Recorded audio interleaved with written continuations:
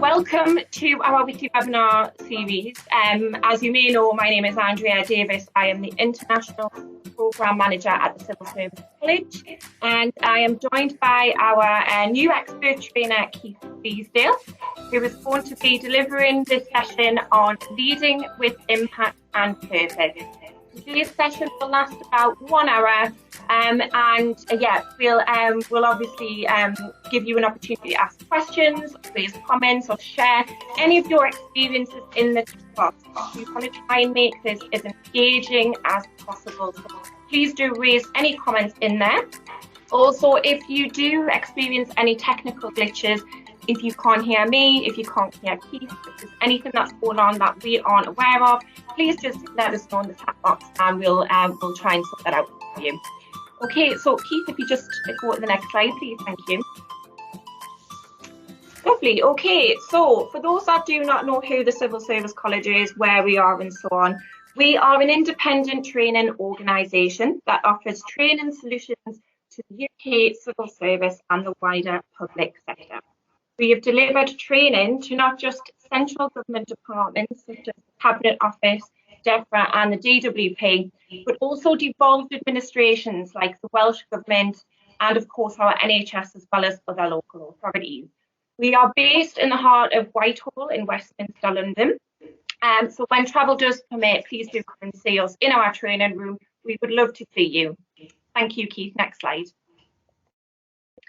Fantastic. Okay, so not only do we work in the UK, but of course we work internationally as well. So you can see our our international footprint here. If you do have any training requirements, if you want to have, if you've got any questions about any travel or training in the UK or in your country, you can speak to me. I will put my email address in the box at the very, very end. But we do actually have trainers with us that do fly out internationally to your country to deliver that training at your organisation. But again, we can actually speak to you about that option, or if you want to come and see us in the UK in the future, that's great as well. Thank you, Keith. Okay, so our our course categories and services. We organise around about 70 different courses ranging from accountability and governance, to leadership and management, professional development, policy, law and legal, media, digital and data, finance and commercial, and equality, diversity and inclusion, which is our new course category. This particular webinar today will fall under the leadership management series, and if you do have any questions about this webinar or the one full day course that we are launching in May, please do speak to Keith at the end and we'll provide you with further details. Yes, next slide please, Keith. Okay, so as mentioned, we've got the fabulous Keith with us this morning, delivering the 1 hour session. Sorry to embarrass you there, Keith. He has 15 years finance and commercial background and has a master's in leadership. And he's headed up leadership development functions at Barclays Bank and Viva. Keith's consultancy background started as principal consultant, responsible for Leadership Centre of Excellence and the development activities on numerous blue chip clients. Keith is also a managing director of 1 Point Limited, which focuses on performance, coaching and leadership development across many blue chip clients. And Keith has also got experience of the public sector and has published his own book, which I'm sure we'll touch on a little bit later on. But this is a Leading with Impact by Keith. And I'm sure there's lots of tips and guidance in here that he'll share with you this morning. Is that right, Keith? Absolutely. Brilliant. Okay, well, Keith, I'm going to leave it to you now. So if you want to take the platform, go ahead. Thank you, Andrea. Thank you for that introduction and welcome everybody. Vicky, I've picked up your chat about the feedback. I mean, obviously, Andrea and I have a different audio system, so I can't say mine will be better, but it's certainly different. So I'm hoping you're going to have a little bit less feedback coming from me. Let's fingers crossed anyway. I did see that, so thank you for picking up, but hopefully, yeah, Keith will be fine. So. Yeah, okay, so well, good morning, everybody, and thank you for joining. It's absolutely great to be here. I wanted to give you an insight today. This is a kind of taster session, in a sense, for the one-day programme that we run around leading with impact and purpose. And there's 4 components to that day that we run. The first one is actually trying to understand what leadership is itself. because actually it's a changing thing, leadership. You know, as our society changes and as the world changes, leadership changes with it. So we need to explore that so we understand what it is we're trying to deliver to people. Then session 2 looks at what's the mindset of a leader. You know, leaders tend to think a little bit differently from other people, and so we'll explore that and then find out how you can be a bit more that way. The third session is around leadership skills. So what is it actually that leaders do? And how can we pick up on those skills and make sure that we do lots of that stuff? And then finally, session 4 is, we call it the mark of the leader, and it's kind of the hallmark, or if you like, or kind of what defines a leader. You know, why would somebody follow you? What is it about you? Why are you a role model? So that's the kind of flow of the session if you were on the one-day session. Today, of course, is a taster session. Okay, so we will dip in and out of bits, and we'll make it as interactive as we can via the chat group. There's certainly 3 specific times when I'll ask for your chat comments, but obviously feel free to use chat whenever you like. It's great to hear other people's comments as we go through. There is a Q&A session at the end as well, if you think it might just be better to wait until that particular time. The session itself, if you're on the one-day session, by the way, I think what would be different is really the level of discussion and how far we get into the subjects. And, you know, we have breakout rooms to allow us to really flesh out how do we do this and how do we do this better? And how do we apply this in our specific practical applications? Because everybody's leading in a slightly different context. I mean, that's one of the interesting things about leadership. It's contextual. And so we get a chance to really make it practical for the delegates who join us on the day. I just want to start by saying, why should we spend time on leadership? And for me, Andrea very kindly mentioned, I was fortunate enough to do a master's in leadership about 2 decades ago, actually, so a long time ago. And I entered that study program thinking that leadership was about performance. In other words, a well-led team would outperform a less well-led team. And actually what I found is, and I think everybody on this webinar would agree, a well-led team will outperform a less well-led team. It is all about performance. But actually what I think really hooked me as a person was I realized it was more than performance, actually. You know, whether people ever reach their potential is a lot to do with leadership. The legacy you leave as a leader, how people think about you in the future, is really key. There's a wonderful saying in HR circles, which is people join a company and they leave a boss. Very often it's the dynamic with your immediate leader, which has such a profound impact on how you feel about work. And the phrase they use is engagement, the extent to which people are engaged. And I tend to think engagement is rather like happiness. You know, do you like being there? Because the reality is, if you like it, you work better. It's a good thing. You never have that horrible Monday morning feeling. And actually, if you're happy at work, the truth is you go home to partners and families and parents or whatever your world is, a happier person. And that is, you know, that's something which goes beyond you. And then finally, of course, wellness is a big issue these days. I mean, certainly mental well-being is a huge issue that we work a lot within. And actually work impacts significantly on our mental wellness. And I would say there's every shred of evidence also on our physical well-being. And so whilst leadership is a great privilege, it's also a great responsibility. And I'm so pleased that so many people have signed up for this today because, you know, we have to get it right. We have to be the best that we can be in all of these things. So I hope you have the same passion and dedication that I have for the subject. So let's dive straight in then to the session. And session 1, on the one-day programme, we would look fairly intensively at the way in which leadership is changing. And then we'd look at a model called FAB, which for me is, after 20 years of looking at countless models, it's just my go-to model with leadership in terms of practicality, allowing you to think about your own personal style and how you can adapt it. So I want to emphasize it's super practical. We don't just talk about theory, although we love theory, but it is a practical course. So let's move on a little bit from talking about leadership is changing to explore how it's changed. And I'm going to just run you through 4 stages of themes of leadership, which I think have changed by emphasis over the last, let's say, 100 or 150 years. Really what I'm saying is it's the Industrial Revolution. type of period. And remember now, we're in the fourth industrial revolution, so we're in a far more complex style of revolution as we speak.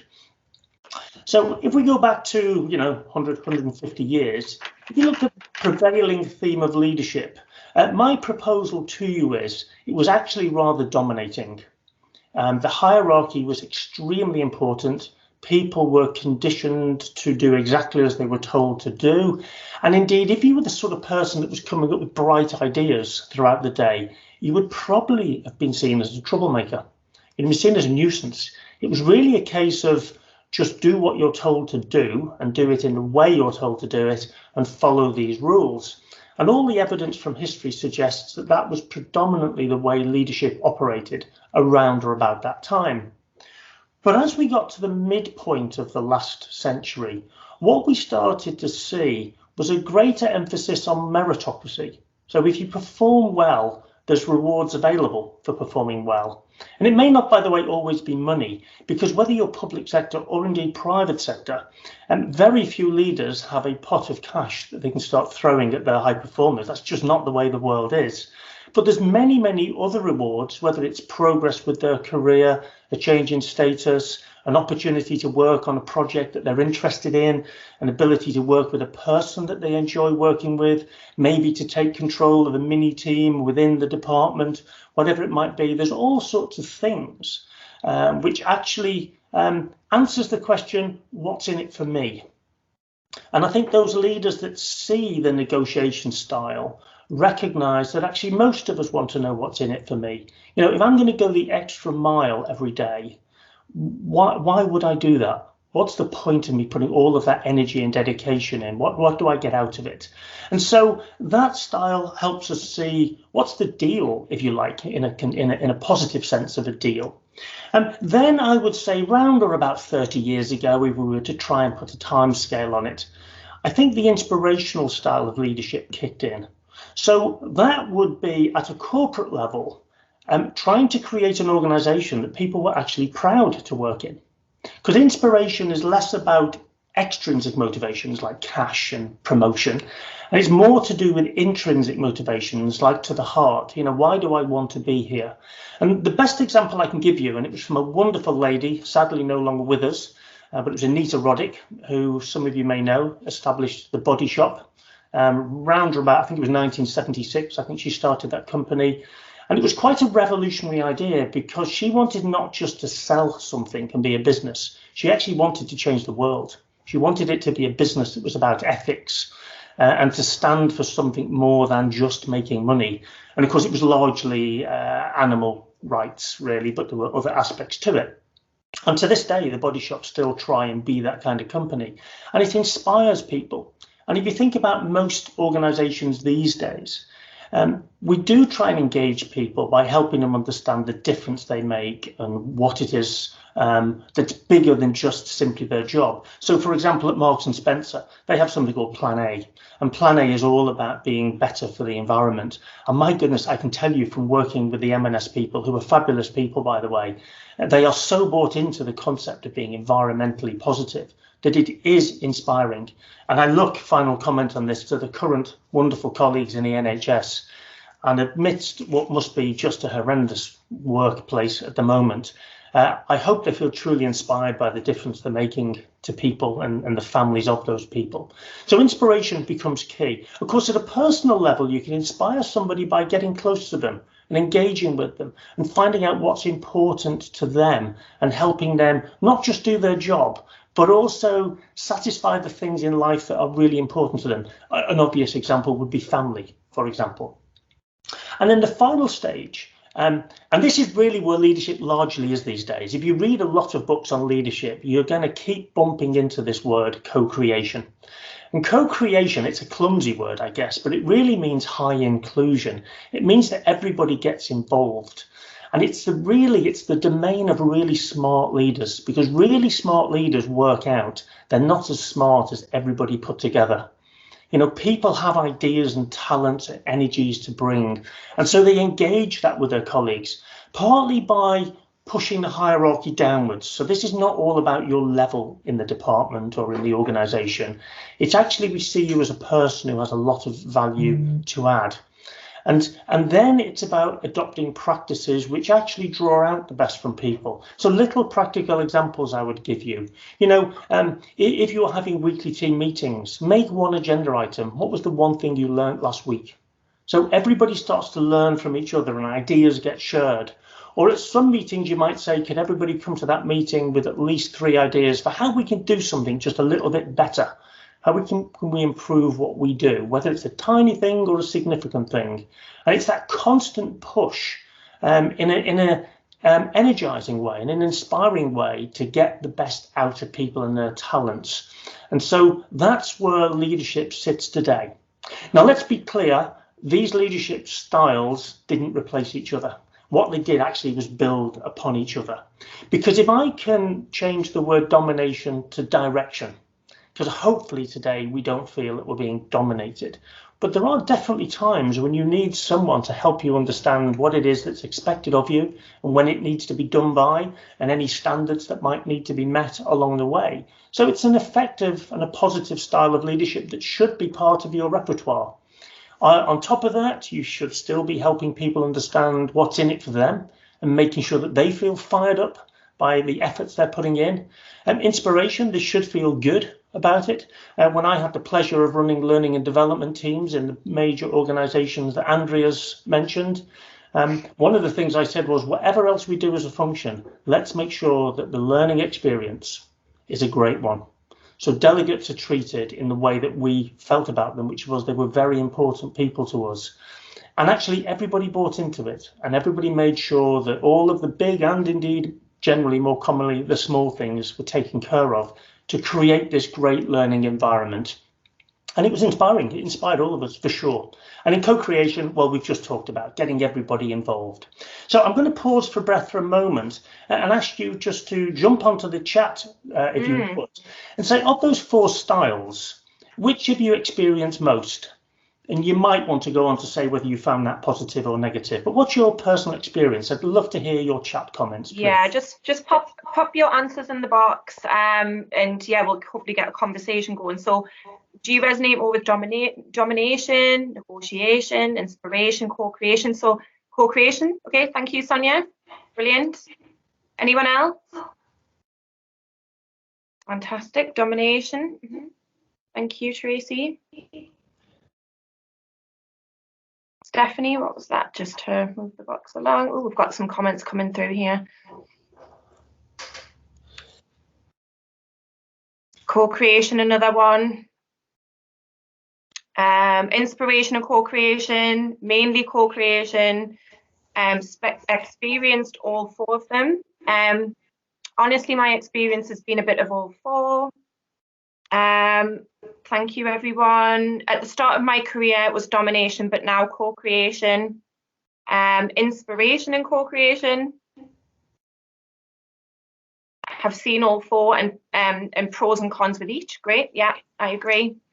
So, Andrea, there's a great spread there, isn't there? There is. I'm not surprised about. And Stephanie's dived in with, yes, domination is awful. And I was going to actually go back to one of the comments. Forgive me, the chat's whizzed up now because there were so many comments, which is great. But somebody just simply wrote domination. And forgive me, I didn't catch your name before it whizzed off the screen. But I would be interested to know from that person.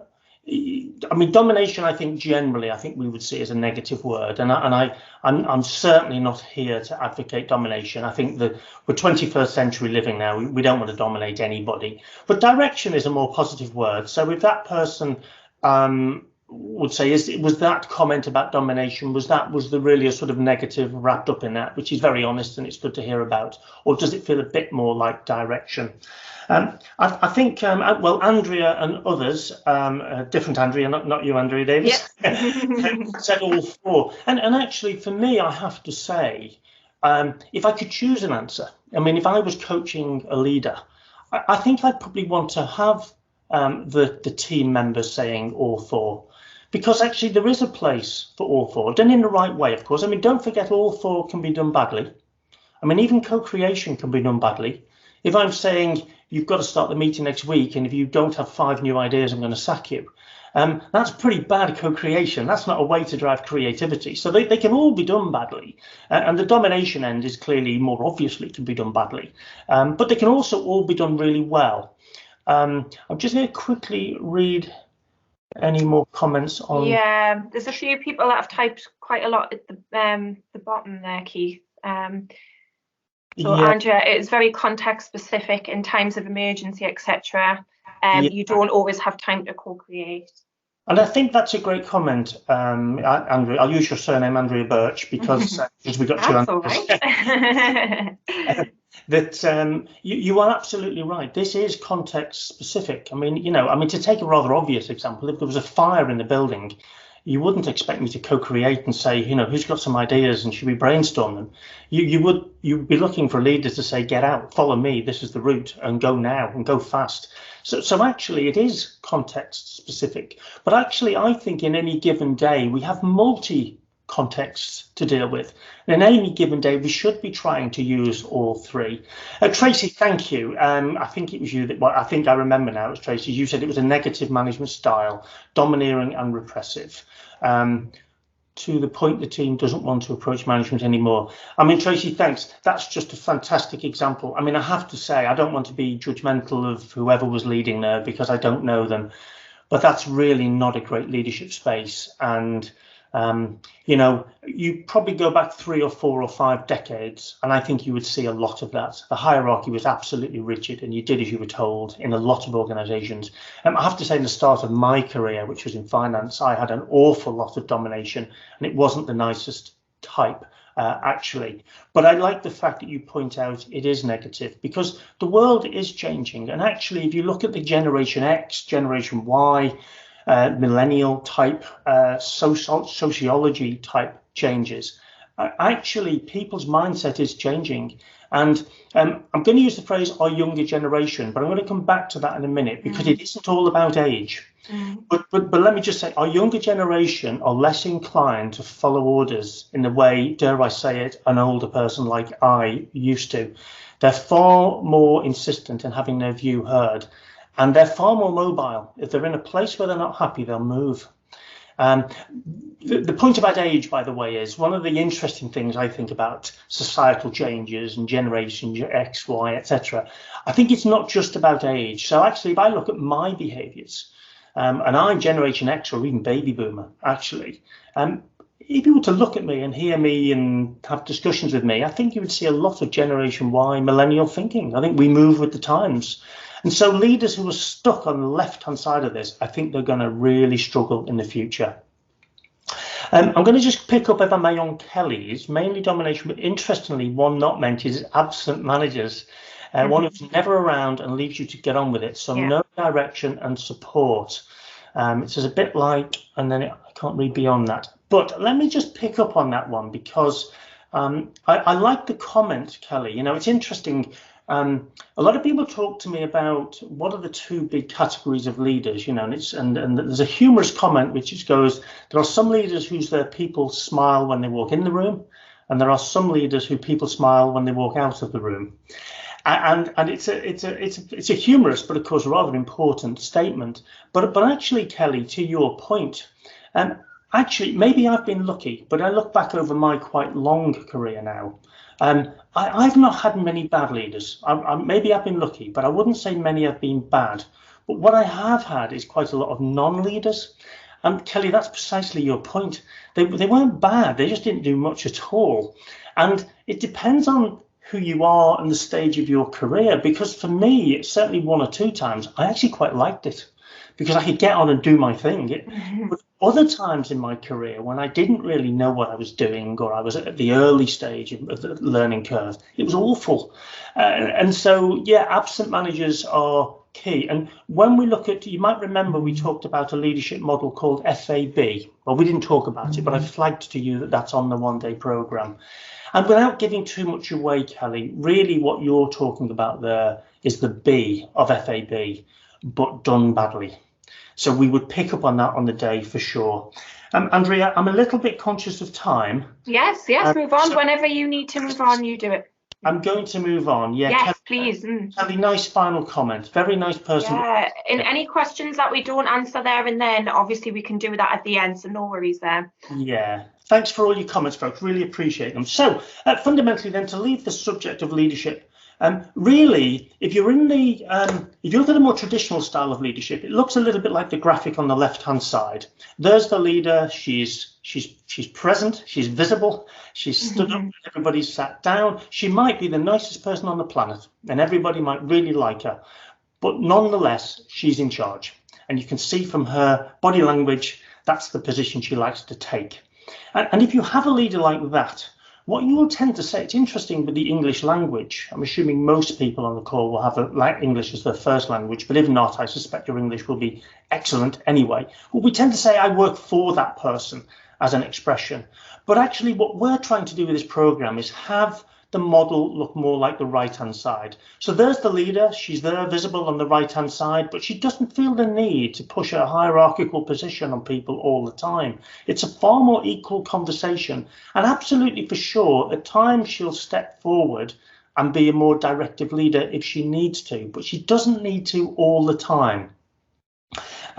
Yeah, thanks, John. I really dislike people saying they work for me. I love your comment, John. You know, it's something that I've had for many, many years when I ask people, I'm coaching. Well, let's say I was coaching you, John, and I might go to your colleagues and say, I'm coaching John at the moment. And someone says, I work for John. And it always makes me go, really work for John? I mean, actually, you work for the organization, and actually, I'd like to think you work for yourself because you've got such personal pride. So, yeah, the modern style, John, to your point, is really the goal. And it might sound like semantics, but really what we're trying to get is a world where people say, I work with John. And it's just a far more healthier way. You get far more out of people in that sense. But just the final comment on that, don't forget that doesn't mean you're constantly leading in the way of that right-hand picture. There are times when you've got to be directive. There's times when it looks a bit more like the left-hand picture, and that's okay. Right time, right place. Okay, we're going to quickly move on then, please, if we can, to look at the second part of the session if you come on the one-day program, which is about continuous improvement. And I've always said right from my early days of leadership, fundamentally what leaders do is one of two things, or maybe both things. They try and do things better, or they try and do better things. If what you're about is maintaining the status quo, you might be the most wonderful person in the world and a great manager, but you're just not a leader. Leaders have this constant drive. It's like restless, in a sense, to just keep improving things around them. There's a lovely quote from Charles Kettering I'll read. He's a very famous American inventor. He's got almost 200 patents to his name. He's really quite incredible in the way he thinks. But I love his quote, which is, if you have always done it that way, it's probably wrong. And it's just a great quote for me, which is leaders need to get that. They need to realize that their role is to keep things moving forwards and keep improving. And in the vast majority of cases, it's by small incremental changes. Occasionally, we encounter some wonderful revolutionary change, but more often than not, it's a series of small improvements. And the best leaders are always looking for those things. There's a challenge we have, though, with making change, and that is our brains don't always like it. So I'm going to show you a little visual here, which is partly for the fun of it, if I'm being honest, but I think it makes a point. And it's all about this middle thin bar in the middle of that picture. So I'm hoping you can all see that that's a grey bar, which is light grey on the left-hand side, and it gradually becomes dark grey on the right-hand side. And we can see that, that's not difficult. But if I take away the surrounding to that bar, one at a time, what you actually see now, and there's no trickery in this, by the way, the bar is exactly as it was before. It is actually a solid grey bar.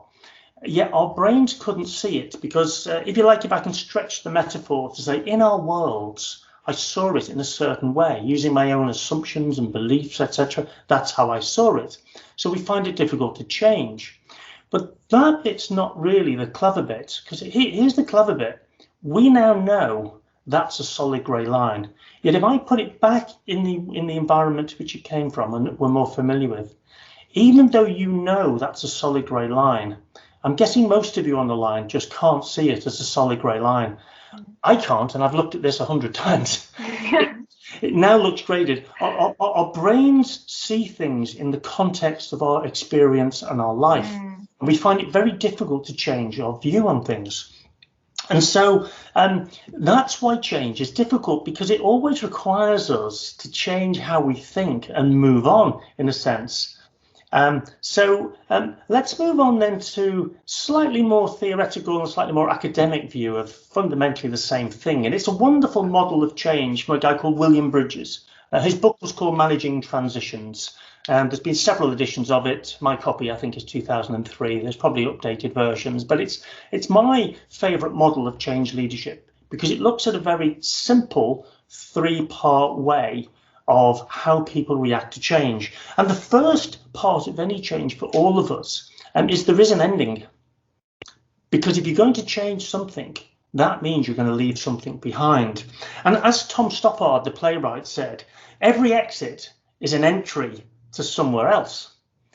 And therefore, you might think that's exciting. I mean, it depends what you're entering, I suppose. But the trouble is, however positive the change might be that you're entering, you are leaving a little bit of yourself behind. Because for most of us, we invest not just our heads, but our hearts in what it is we do in life. And leaving stuff behind isn't always easy. So there's a process here of actually allowing people to let go. So a lot of change initiatives in organisations, and I include quite small things, not just the big departmental change type things, we actually fail by not letting people just have the time to let go and work out that, okay, that is moving on. And part of the role of leadership, I think, regardless of what the specific change is helping people just become more change adept. There's a wonderful phrase used by one of my colleagues in one of my client companies who says the pace of change will never be this slow again. And it's quite a jab in the ribs, really, because whilst, particularly in the middle of a pandemic, we would think, well, we're just in this completely turbulent world at the moment, and once this is taken care of, we'll go back to a steady state. Ain't gonna happen. Change is going to keep on happening, and change will get ever faster. So the ability for all of us just to spend less time, okay, I didn't say no time, less time in this ending phase, to realize that life is moving on and we've got to move on with it. It just means that we use less energy in what actually doesn't really take us any further forward. So what we do when we let go, of course, is we end up in this neutral zone of confusion, uncertainty, impatience and anxiety, because of course change takes a while to get on top of. And I had to laugh at the start of this program. Andrew and I had a quick catch up before this session, and Andrew will smile because, of course, we are constantly working with MS Teams, which is actually evolving. It's more or less evolving by the day, by the way. We work out a fix, don't we, Andrew? Right, we've got that now. And then you're right. We talk 3 days later, and Microsoft have changed the way in which you can do it. Generally, by the way, an improvement. But nonetheless, there's this constant state of, well, I think I know how this works, but I'm wrestling with it for sure. And you get through that. But actually, if you think about life without Teams or Zoom, it would be terrible at the moment. We'd have to do all this by telephone, which just wouldn't work. So actually, we should rejoice and recognise that actually what we have at the moment, yes, there's a few teasing IT issues every day that we have to wrestle with, but crikey, the alternative is less attractive for sure. And actually we can embrace it and think, well, thank goodness we can carry on working and helping people develop because of this technology. And so I'm going to quickly open chat again, and just to get your views. I mean, that's a change model. And of course, we've all experienced COVID, and forgive me for choosing the very obvious option, but it's one option. I know we're all in this world, so everybody will have a point of view. But just thinking about the last 12 months that we've lived and coped with COVID, what's your thoughts about how accurately this model reflects the people? I don't mean you personally, by the way. I mean just the public's reaction to COVID. What are your thoughts? Yeah, so again, please feel free to use the chat box. So how has public reaction to COVID reflected this model? Tracy, I think most people are stuck in the neutral zone. Yeah, so that is, it's quite small for me to read there, but you've got that in front of you. A lot of ending in the neutral zone, almost none of new beginnings, if not the ending zone. Vicky, I'd say we are still moving between them. We've been able to get the 3 in some cases, but then moved back to 2, we've 1. Yeah, there hasn't been much of a soon vision of a positive future. Heather says many people on social media are still stuck in the resistance phase. Yeah, I agree. Good point. Yeah, very different answers there, Keith. There are. Thanks, Andrea. There are, aren't there? And thank you again for. And actually, the latest one coming cyclical. Let's go back to that, because you know, we can tend to think this is a one-way street. So you move along this curve in only one direction. And actually, I think, you know, Andrea, if I'm picking up Andrea Birch, if I'm picking up your comment right, actually what happens is we slide along and then at times we slide back. And so, you know, it's really, really interesting. I think it was Martin. I think it's gone up there now. But sorry. Oh, that's right. I'll pick up on Heather's comment, if I may. Many people on social media are stuck in the resistance phase. It's interesting, isn't it? I mean, fake news and living our life on sound bites, and of course, sound bites which we know are targeted at what the providers think we already think. It's really, really worrying. If any of you seen The Social Network and those type of documentaries, I had to laugh. I had my 30th wedding anniversary, which was a pearl wedding anniversary. So I mistakenly Googled a few pearl earrings, and I think for about the last 3 years, so that tells you how long I've been married, I keep getting these adverts for pearl earrings. Yep. They still think I want them. And of course, if you start Googling conspiracy theory COVID, that's what you're going to get. You get loads of unverified sound bites which leave you in that space. And so it was interesting, actually, if I can share a personal story. I went for a walk at the weekend with my sister-in-law, who's a nurse. She's currently vaccinating. We're all socially distanced, by the way, one-on-one type thing. But there was a guy that we encountered on the walk who was a conspiracy theorist. And he wasn't wearing a mask. And when we got close to each other, and my sister-in-law, Janice, was furious. She absolutely had to walk away from him because he was saying it's all being exaggerated. And of course, Janice is in the hospitals where, you know, the trauma is going on daily. And this guy is stuck in resistance. He's saying it's not real. And it was, despite what we said to him before moving on, we couldn't convince him otherwise. So you're right, we can get stuck in areas, and be careful who you listen to. And that's really, folks, by the way, one of the reasons why your leadership is so important. I mean, I know you do a day job and it's a very important job, but even in these wider things, we can help our colleagues say, come on, this is real. And several of you have said, forgive me, because I couldn't make all of them, but there's not really that much of the positive news. And sorry, Andrew B's comment. Exactly. I've now realised why 3 years later my wife is still Googling pearl earrings. Absolutely right, Andrew. Thank you for the tip. It's always useful to find these things out. But just to go back to the point about people, not moving on and not much positive news, I do think and hope before long there is more talk. In fact, actually, Matt Hancock was talking about it only last night, about we're getting there. And I do feel for politicians. I'm apolitical and I don't want to get into a political conversation, but they're kind of damned if they do and damned if they don't a lot of the time. And I do feel for them if they make an optimistic comment. And of course, it transpires it was overly optimistic. They're absolutely slated for it. But I think we in our own personal lives are held to less aggressive judgment than our politicians are. And so we can afford to be optimistic.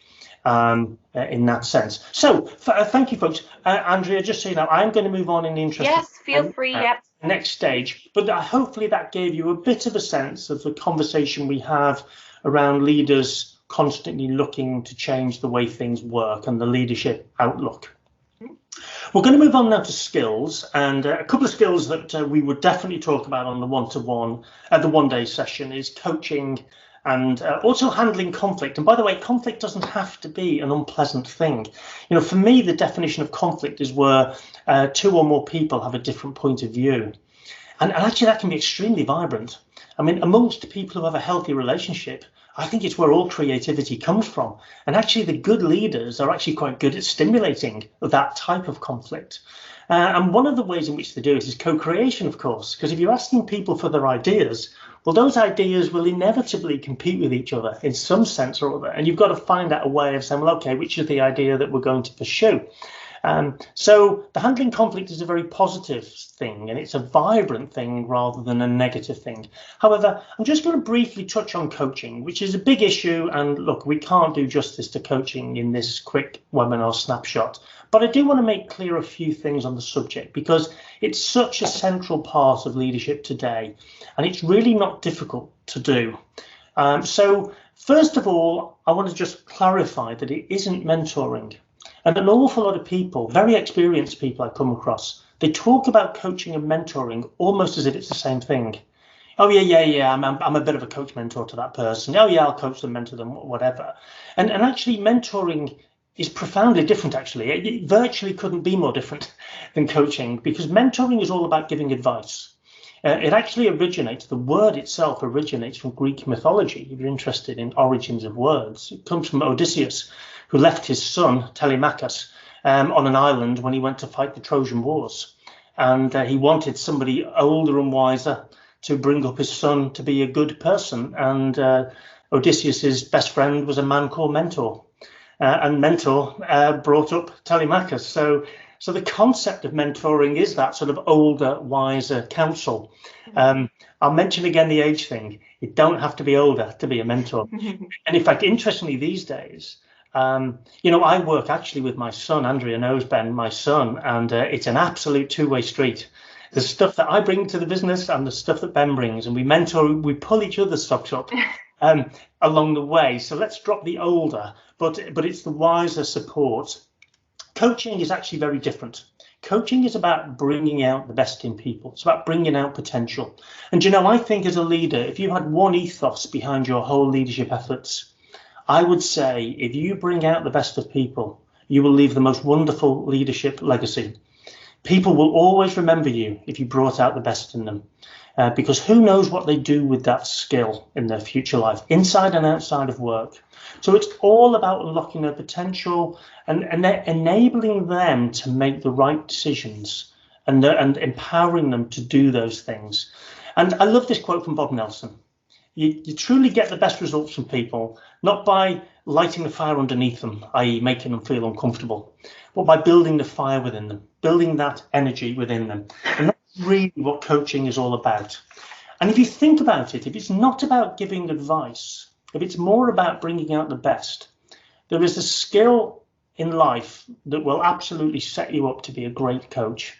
It's the defining skill of a good coach, and that's listening.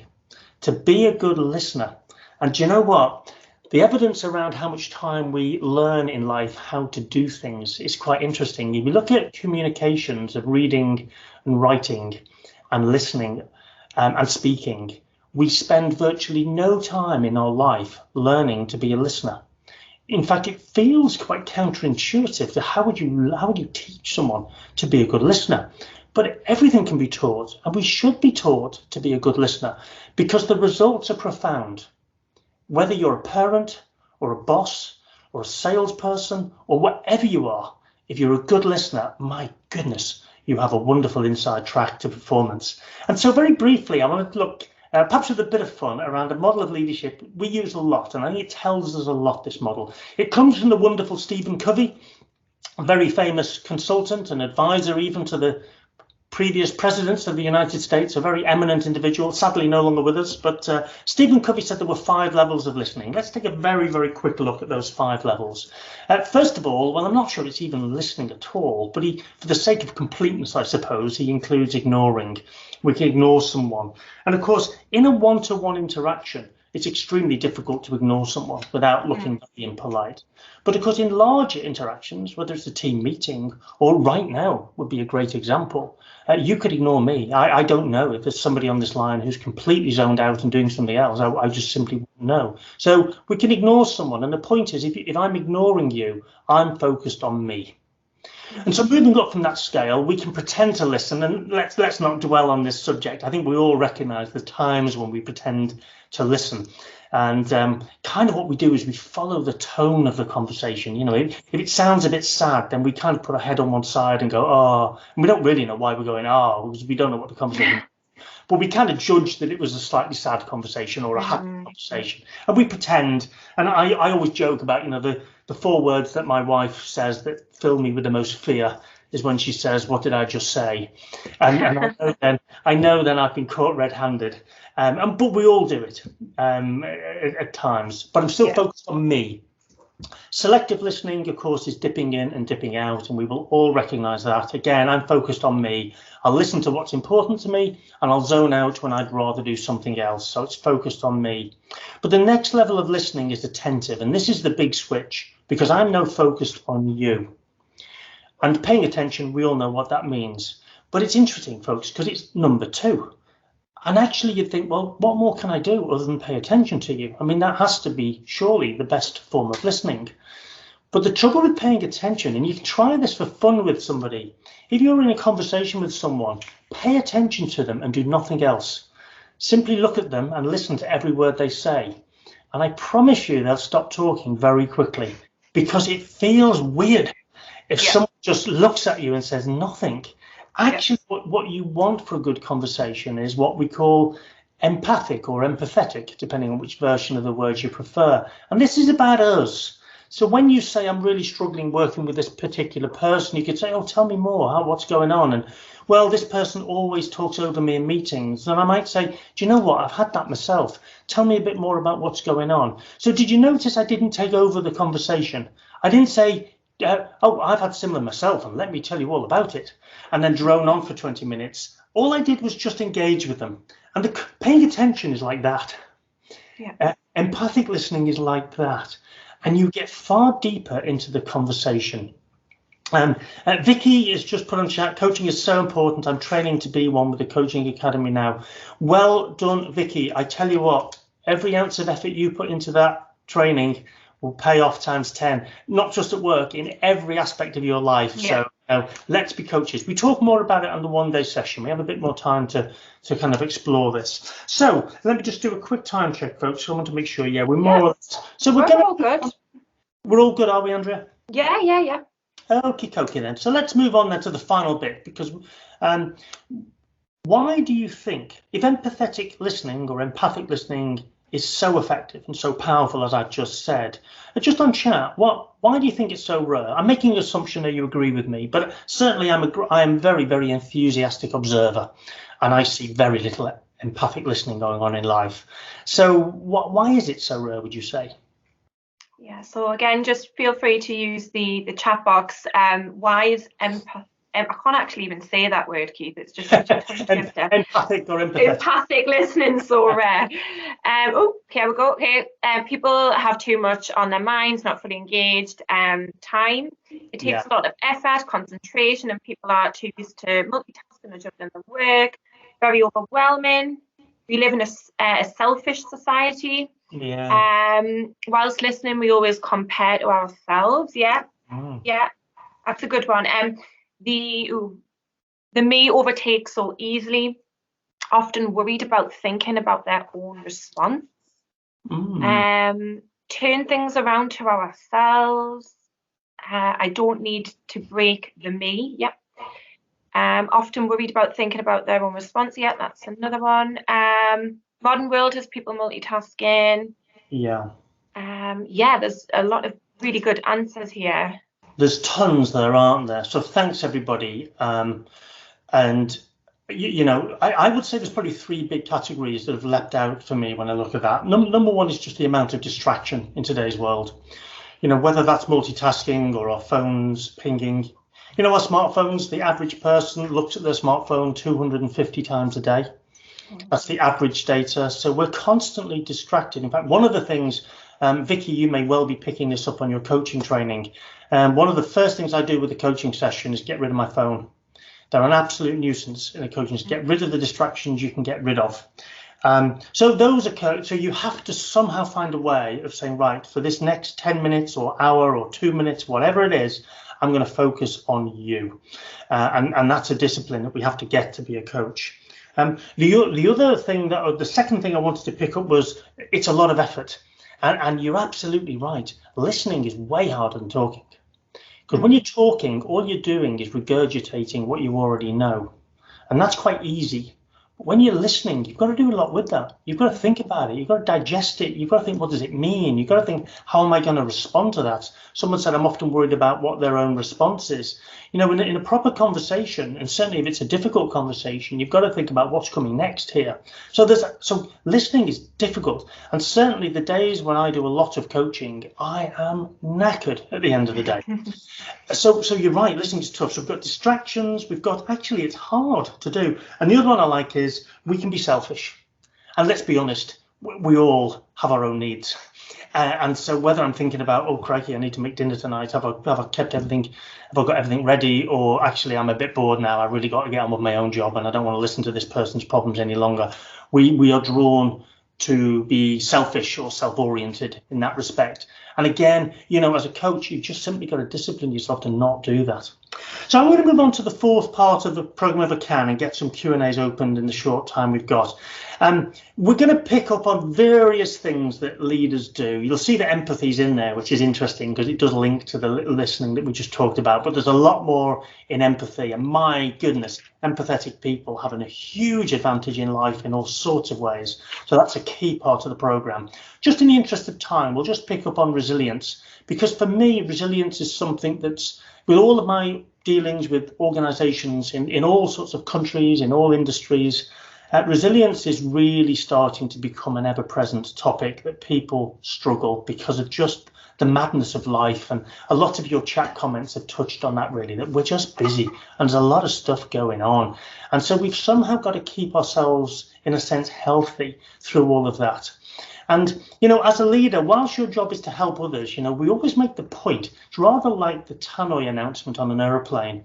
You know, if the oxygen masks drop, put your own on first, because you can't help anyone unless you can breathe yourself. Mm-hmm. And even if you sat next to a child where your every instinct will be to help the child first, you shouldn't. Because if you help the child and then can't breathe yourself, you're toast. So you've got to get your own on and then help others. You've got to find ways of looking after yourself. On the session itself, we actually look at 4 different aspects of how you can do that. Just in the speediest amount of time, because I do want to get to Q&A, just a very quick look at one of them, keeping a sense of perspective. And it really picks up again on this busyness of life that we all face. It's a wonderful model of thinking that many of you may have come across, the circle of influence and the circle of concern. You know, for all of us, we have stuff that's in our circle of concern, and that's the stuff that actually it bothers me, but realistically, I can't do anything about it, or certainly I can't do much about it. So I may be worried about the future of the planet, and I watch a lot of David Attenborough's programs, as indeed I do, and worried about it. But actually, I can't change that much about it. However, I can play my part. So rather than being constantly immersed in worries about the environment, what I can do is think about, what part can I play in this? And then I do that stuff. And then I can take it, in a sense, I can stop it absorbing too much of my time and energy because I'm doing what I can do with it. Andrea Birch has just come up with the Serenity Prayer is an amazing one.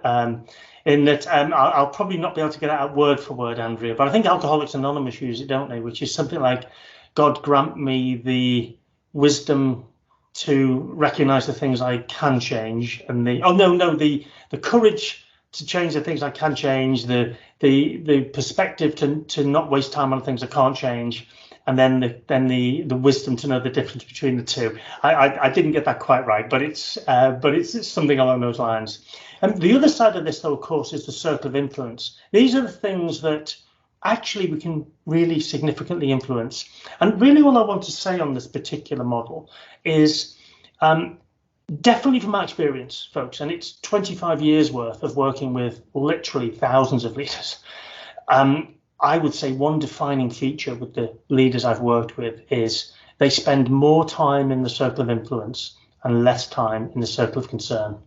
And I don't mean they spend no time in the circle of concern. We've all got stuff that worries us, and our heads will go there at times. But they know when to pull themselves back from those things, and they know to plough their energy into the things where they can really make a difference. and that's an important thing. I'm going to whiz past the next chat room because I'm going to go straight into Q&A. So if you want the Q&A, but just for me to finish before I hand back to Andrea to host the Q&A and finish off.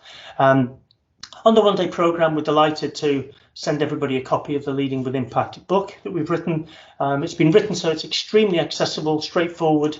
Don't have to start at page 1 and grind your way through to the end. It's very, what we call ventilated, lots of quotes, lots of examples, etc. And we've had fantastic feedback, I'm very proud to say. So that's part of the programme itself.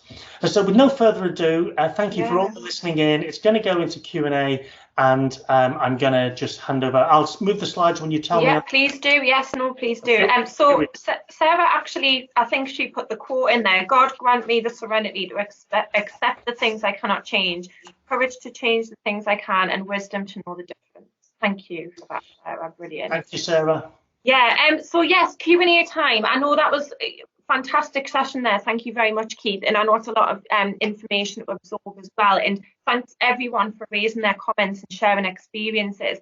Please, please, please do ask Keith any questions. It might be that you're a brand new leader, you know, you're just finding your feet at the minute. You might have just came into this leadership role throughout COVID. I imagine, Keith, like leading through COVID, obviously, given the circumstances we're in, is obviously very, very much different to leading in the normal world face to face. So, Pauline, what are the key challenges for leadership in a job, I'm guessing? Okay, well, that's a huge question, Pauline, of course, because so for me, let me answer that by saying my favourite quote, my favourite definition of leadership. It comes from a Belgian professor called Pierre Cass. His definition of leadership is leaders create an environment where people can perform, grow and enjoy. So it's a 3-part model. So ask yourself, am I creating an environment where people can bring all of their talents to work?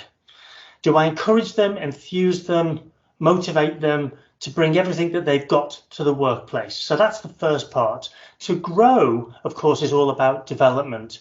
And on the one-day session, we actually talk about what are the different things you can do to help your colleagues develop.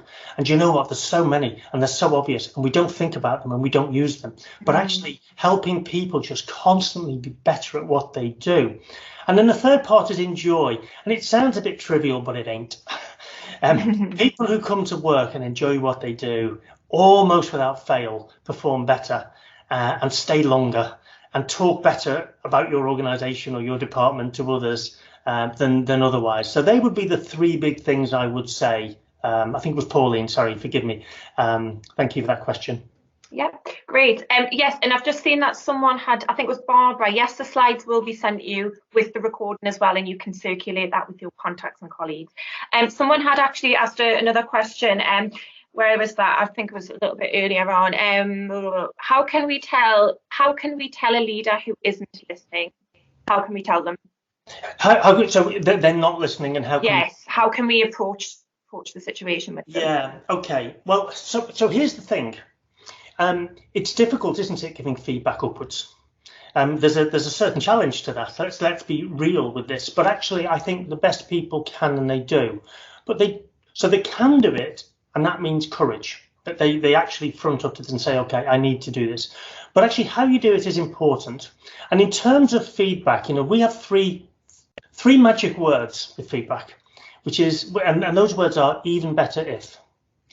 And because even better if is always preceded by a positive. So talking to your boss, and I'm going to be honest now, even if you think your boss is wholly bad, I suggest you find some things that you think's okay about him and her. And you say them. You say, I really like the way you create clear direction. I like the way this, and this. I hope you don't mind me saying, but I think it would be even better if there was a better platform for us to put forward our ideas and be heard. And, you know, you've got to use your own judgment, because there are some atrocious people out there that even then would be offended. And sadly, if you've got one of those, all I can say is do your time and move on. but actually, like I said earlier, you know, most people aren't like that. Most leaders don't come to work to do a bad job and to annoy everyone and be horrible. They've just got their own mental mindset, and their mental mindset is, I know all the answers and I'm in charge and you do what I tell you to do. And if you can just gently tease them out of that in the way I've suggested, that would be my best advice. I hope that's helpful. Brilliant, thank you, Keith. And yeah, just one quick last one there by Jill. Are the tools and skills you have taught today something you teach to those in the UK civil service? Yeah, absolutely. Well, as Andrea mentioned earlier, although I've actually worked within public sector in the past as quite long attachments and actually with different parts of them, I've not actually gone in and taught this stuff, but absolutely this is applicable. Yeah. I mean, I'm very lucky. I work with frontline leaders, and that's fantastic, and graduate entrants and those type of people who are just amazing to work with, so full of ideas and enthusiasm, right up to and including chief executives who are old and grizzly and have been around forever. And this stuff is important for everybody. Absolutely. So kind of the broad answer is yes to that question. Brilliant. And when is it that you're launching your course with us again, Keith? Is it? Did I say May or was it March? You did say May, but did I say May? It is actually March. And right, it's the M that's confused me clearly. Yeah, don't worry. It's actually the 10th of March is the first one. Wednesday, 10th of March. Brilliant. There you go. Okay, so Keith, if you just go to the next slide for me, please. That would be great. Fantastic. And I just want to say again a massive thank you to Keith. That was brilliant and a really, really useful tips and guidance for those that logged on this morning and joined our session. And again, this webinar will be shared with you hopefully in the next day or two. But if you are interested in more webinars with us, if you want to find out what we're actually doing at the moment, what we have in the pipeline, we've actually got webinars scheduled now till March time. Please do sign up to our training alerts, which is at www.civilservicecollege.org.uk. And if you could just go to the next slide, please, Keith.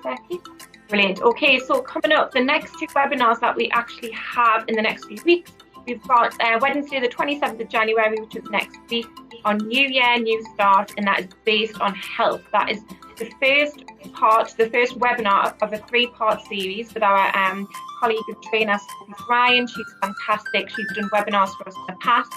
So that's the first one. The one after that will be careers, and the third one in that series is based on your relationship with technology. So that's the first one next week.